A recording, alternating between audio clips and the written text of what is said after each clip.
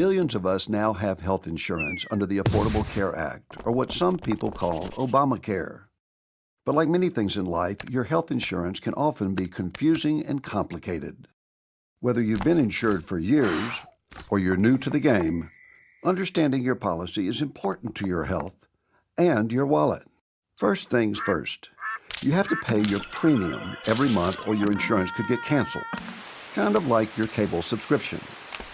You can also think of it like a shared healthcare piggy bank. We all chip in each month, even if we're healthy, so the money is there when we need it. If you get insurance at work, your employer probably pays most of your premium and the rest comes out of your paycheck automatically. If you have Medicaid, you most likely don't have to pay any premium at all. The federal government and your state take care of that. If you're insured through a new health insurance marketplace, depending on your income, you may be eligible for a tax credit that pays a portion of your premium. Once you have that shiny new insurance card, you'll want to try really hard to keep it in your wallet. To better your odds at staying healthy, be sure to take advantage of the free preventive services that all new insurance plans provide. But of course, stuff happens, and that's when insurance really comes in handy. Now, having insurance helps a lot, but it doesn't mean all your health care is going to be free. There are lots of details about your insurance plan that affect how much you pay when you get sick or injured. If you have Medicaid, a lot of these services could very well be free. Otherwise, you'll likely have to pay something when you go to the doctor or fill a prescription.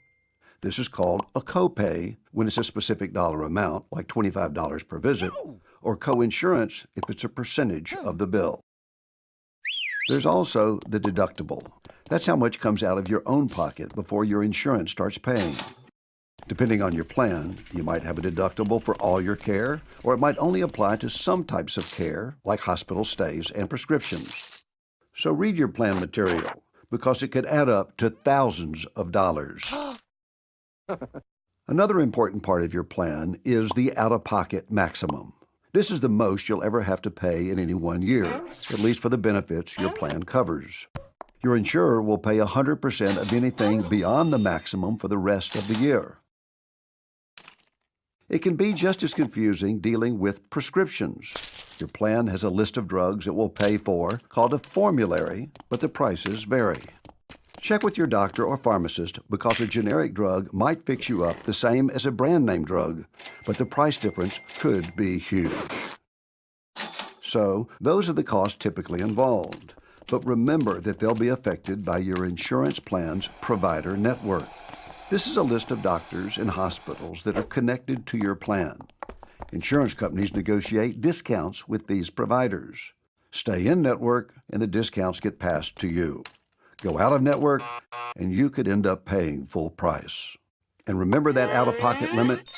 It won't work if you go out of network. In some plans like HMOs or EPOs, your insurance would pay nothing if you go out of network. In other plans, like PPOs, your insurance will cover you no matter where you go, but you'll pay a lot more if you go out of network. Also, if you want to visit a specialist, like an orthopedist, some plans require a referral from your primary care doctor. Sound easy enough? Well, sometimes staying in network can be tricky.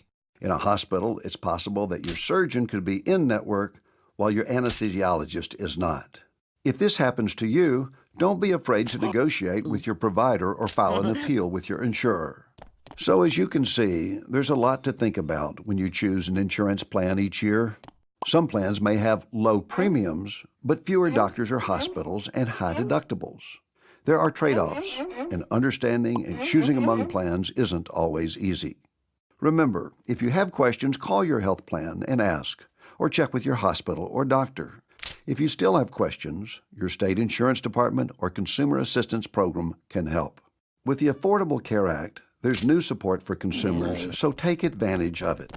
Having health insurance protection is a good thing, especially when you know how it works. We hope you're now better prepared for the next time you have to pull that insurance card out of your wallet. Stay safe, America.